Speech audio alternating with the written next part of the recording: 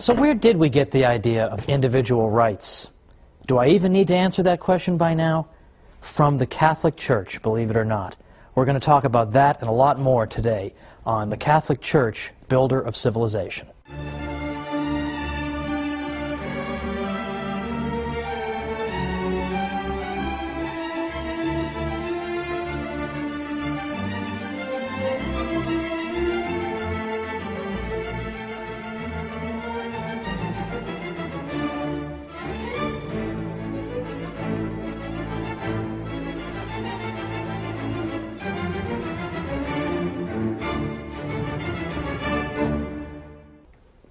Welcome to the Catholic Church, Builder of Civilization. I'm Thomas Woods. In all the episodes up through today, we've been talking about aspects of Western civilization that are indebted to the Catholic Church. And yet, most people know nothing about this. So it's time we rectify that. Now today, I've got something else interesting for you that I think most people don't know about and they're not taught in school. But what was the first modern legal system in Europe? Guess what? It wasn't English common law, it was the canon law of the Catholic Church. Because for the first time, you had a single systematic body of law. Canon law, of course, the Church's law, became a model for the emerging states of Western Europe. Because what in fact happened is that the Church's law had never really, until about the 12th century, had never been collected into a single source. It was scattered everywhere. If you wanted to find church law, there was no book you could go to.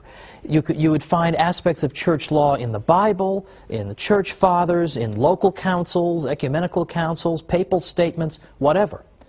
But there was no systematic source that you could consult. And that came to an end in the year 1140, when a man named Gratian wrote the Concordance of Discordant Canons. And this work brought together and synthesized all these various sources of the Church's law, and brought them together and made them into a single coherent whole. And in effect, by doing that, Gratian showed the Western world how you put together a legal system, how you take disparate elements that are scattered and you bring them together into a single whole that makes sense. Now, this is not always so easy, because when you have so many sources of law, it's not surprising that sometimes you find contradictions. One source says you should do A, another source says you should do B. When you're bringing the law all together, how do you resolve that? Should you do A or B? And what Gratian and other canon lawyers showed is that you use the idea of natural law to arbitrate between these two alternatives. So, in other words, the idea of natural law is that there are certain principles, even before human beings write up any law, there are certain principles that we know to be right, that we know to be wrong, because they are written on our hearts, as we learn in the Bible. So the natural law becomes the way you decide, is this the rule we should abide by, or is this rule? Natural law can help you adjudicate that. Well, the countries of Western Europe, as they were coming out of the feudal period of Europe, they had totally scattered legal systems too. They had this kind of law, that kind of law, all kinds of directives all over the place, and no coherence. So when they went to put together a modern legal system, what did they consult as a model? The canon law of the Catholic Church. Don't you think that's kind of interesting? Well, it's not just the structure of the canon law that's important. It's not simply that it showed people how to take a lot of different sources and put them together into one code of law. That's important. But it's also the content of canon law that matters. It's also some of the things that canon law taught rubbed off on law in general. For instance, the Church had jurisdiction over marriage in the Middle Ages, and the canon law of marriage held that a valid marriage involves the free and informed consent of both the man and the woman. So you can't force people to get married, you can't get them drunk and then get them married, you need to have their free and informed consent. Well, what does that mean? Well, in fact, Harold Berman, who's probably the greatest historian of law in the Western tradition by far, he's a 20th century historian, Harold Berman says that right here in the Church's canon law of marriage, emphasizing consent as the heart of the marriage bond. He says here were the foundations not only of the modern law of marriage, but also of certain basic elements of modern contract law, namely the concept of free will, that you have to enter into a contract freely the same way you do in a marriage. We also see, he says, the related concepts of mistake, duress, and fraud, because the Church's canon law of marriage also told us that if people have made a mistake about the identity or some important quality of their putative spouse, that the marriage is also not valid. So these are basic aspects of all contract law, and yet here they are deriving from the canon law of marriage, not particularly well known. What's also important is that it was very common, the practice of what we might call infant marriage in Western Europe. This was a barbarian custom. And infant marriage, of course, is incompatible with the Church's canon law of marriage, because how can an infant give his consent to a marriage? So it was with the implementation of the canon law of marriage that the barbarian custom of infant marriage was abolished altogether.